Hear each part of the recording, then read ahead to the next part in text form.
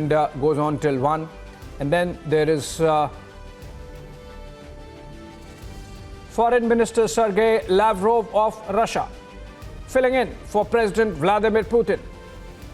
Obviously, because President Putin is busy with the war in Europe. That's the reason why President Putin, in fact, has not been traveling outside of Russia. A bit of a fumble there, Prime Minister walking up to hold the hands of Lavrov.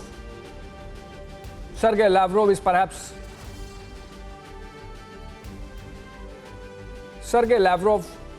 the most traveling foreign minister of any country in the world these days, because President Putin is not traveling and he fills in for everyone, for him everywhere.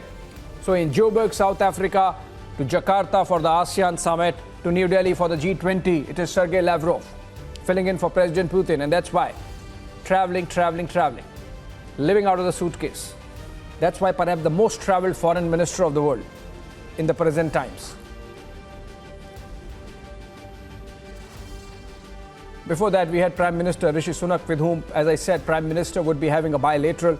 A lot of stuff on the table, including the free trade agreement on which both the sides are keen. Movement is happening, little slow but steady. Almost all the chapters closed, but for one or two. We are still waiting for President Joe Biden. We are still waiting for Crown Prince Mohammed bin Salman, the Prime Minister of Saudi Arabia. I believe we are still waiting for a couple of more leaders. Emmanuel Macron of France, of course, arrives late after the first session would be over by 12:30. Olaf Scholz came in the morning at 8 a.m. and is already at the venue. And in between, we continue to discuss the difficulties that the joint communique has faced.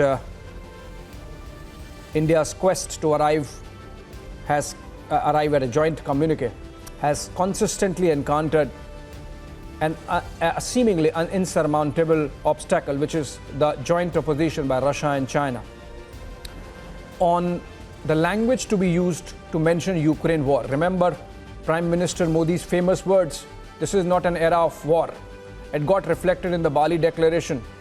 Apart from the fact that Bali Declaration also said that nations object to Russia's war, which was a statement of facts, so Russia agreed. Then the statement also said that the war has caused disruptions, which was also a statement of fact, so Russia agreed. The statement also said that the disruptions have caused insufferable consequences in terms of